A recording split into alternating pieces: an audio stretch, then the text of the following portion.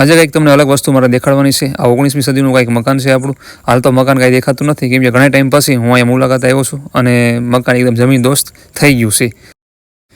જૈન મારા ખાખીના યોદ્ધાઓને કેમ છો, મજામાં? તો પહેલાં મસ્ત મજાનું ગુડ મોર્નિંગ થઈ ગયું અને બધાને જય માતાજી। આજે આપણે જવાનું છે, એક ગામ જવાનું છે, ત્યાં આપણે જમીન પણ છે અને ત્યાં આપણે એક દાદાનું સ્થાનક છે, ત્યાંની મારા પપ્પાના નાના છે ત્યાં આગળ બેસાડેલા છે અને વાડીએ આપણે જવાનું છે અને સમથિંગ એક 30 કિલોમીટર જેવું આપણા ઘરથી થાય છે અને અમારા ફાધર જોડે અમારી જોડે છે, કેમ કે એમને તમને પગે લગાડવાનો હતો એટલે પગે લાગવા આપણે જવાનું હતું, કારણ કે ઘણા ટાઈમથી હું ગયો નથી। એ પહેલાં એક વાડીની આપણે મુલાકાત લીધી હતી, ત્યાં આગળ ચા પાણી એવું બધું પીધું અને પછી આપણે પાછું આપણી વાડી બાજુ નીકળી ગયા હતા અને વાડીએ તો આવી ગયા છીએ, પણ તમે લોકેશન જુઓ ને તો એક નંબર છે। અને આ ગુજરાત સરકારે વચ્ચોવચ અહીંયા બોલો બાથરૂમ બનાવ્યું છે, વોશરૂમ અહીં બનાવ્યું, જંગલમાં બનાવ્યું છે, બોલો મને નવાઈ લાગ્યું જોઈને।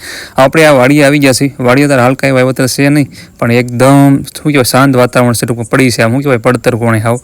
અને આ મકાન હતું, અહીંયા અમારા ફાધરની લોકો રહેતા હતા, પણ હાલ કોઈ વસ્તુ છે નહીં, કેમ કે 2006ની સાલમાં અહીંયા મકાન હતું, પણ અત્યારે તો પડી ગયું છે અને બહુ જૂનવાણી મકાન હતું। અને હાલ તો શું કહેવાય ઓલા કહેવાય ને કે નળિયાને એવું બધું પડ્યું છે અને બાવળાને એવું બધું મોટું મોટું થઈ ગયું છે અને વાડી એકદમ તમે જુઓ કાંઈ વાવેતર હાલ કાંઈ છે ને, અને વચ્ચોવચ દાદાની ટૂંકમાં જે ખાંભી કહેવાય ને સ્થાનક ટૂંકમાં વચ્ચોવચ છે, ત્યાં આગળ અમારે થોડુંક જે કંઈ શું કહેવાય આપણે કહેવાય ને કે જે ચોખાને એવું બધું ચડાવવાનું એવું બધું કરી રહ્યું હતું।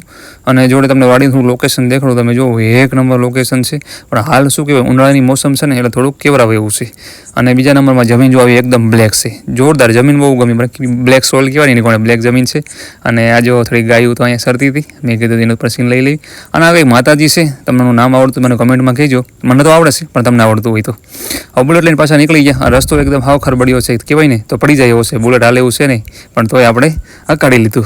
જો રસ પીધો, કેમ કે રિટર્ન મારી ઘર બાજુ ઘરે આવી ગયા આપણા ઘરે, તડકો બહુ હતો, થોડી તબિયત પણ ખરાબ થઈ ગઈ છે, આરામ કરશું અને શું કહેવાય તડકાનું થોડુંક વધારે પૂરતું કેવરાઈ ગયું, કેમ કે જવું પડે એવું હતું એટલે ગયા હતા। હવે આરામ કરશું અને મળશું બીજા વ્લોગમાં, ત્યાં સુધી જય માતાજી, જય હિન્દ।